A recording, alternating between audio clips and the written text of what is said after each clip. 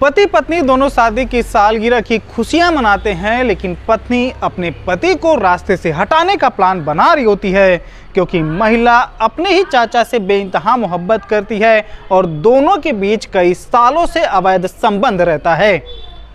महिला खाती पीती सोती तो है अपने पति के साथ, मगर उसका ध्यान हमेशा अपने प्रेमी चाचा पर रहता है। एक दिन महिला अपने पति को रास्ते से हटाने के लिए उसी से नींद की गोलियां मंगवाती है और बाद में खाने में मिलाकर अपने पति को दे देती है।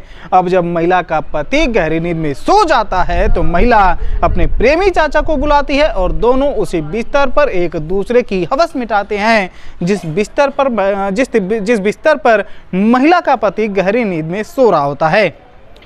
जब दोनों की जिस्मानी भूख शांत होती है तो महिला अपने प्रेमी को एक कुल्हाड़ी देती है और अपने पति की हत्या करने के लिए कहती है, मगर आगे जो सारा खेल चलता है उसे कमरे में उसकी आगे की सच्चाई जानकर आपके होश उड़ जाएंगे। आप सोचने पर मजबूर हो जाएंगे कि कोई महिला इतनी शातिर और खतरनाक कैसे हो सकती है।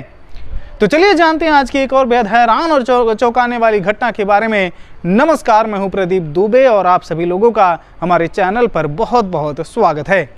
दोस्तों, आज इस सच्ची घटना के बारे में मैं आप लोगों को बताने जा रहा हूं। वो है राजस्थान के दौसा जिले के चांदसिन गांव की, जहां रेशंता गुर्जर नाम की महिला की शादी ओम प्रकाश गुर्जर से हुई रहती है और शादीशुदा होने के बावजूद रेशंता का अफेयर रिश्ते में चाचा लगने वाले धर्मवीर नाम के आदमी से पिछले कई सालों से चल रहा होता है।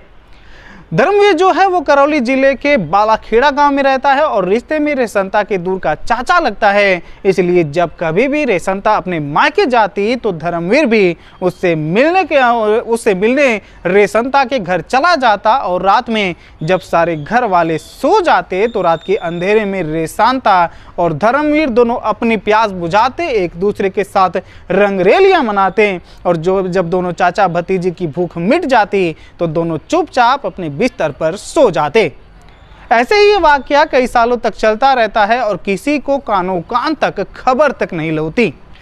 बात है 16 मई सोमवार के दिन, जब रेशंता ओम प्रकाश की शादी को 1 साल हो चुके होते हैं और दोनों का सालगिरह रहता है। तो होता क्या है कि शाम के तकरीबन 6 बजे के आसपास रेशंता अपने पति ओम प्रकाश से कहती है कि उसे रात में नींद नहीं आती और वो जाए उसके लिए नींद की गोलियां लेकर आए।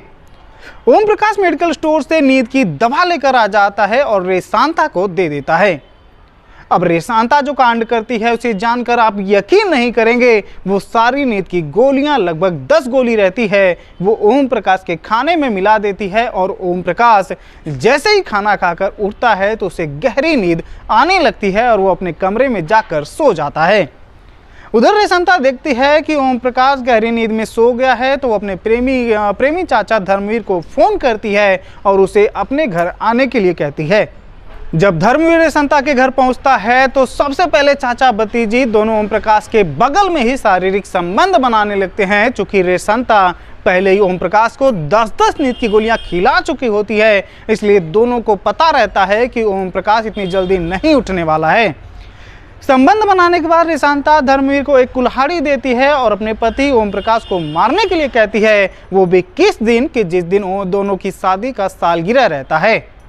अब कुल्हाड़ी मिलते ही धर्मवीर ओम प्रकाश के गले पर 2 बार वार करता है, जिससे उसकी मौके पर ही मौत हो जाती है। ओम प्रकाश की मौत के बाद उसकी पत्नी रेशंता चुपचाप अपने कमरे में जाकर सो जाती है जैसे कि कुछ हुआ ही ना हो और धर्मवीर बाइक लेकर फरार हो जाता है।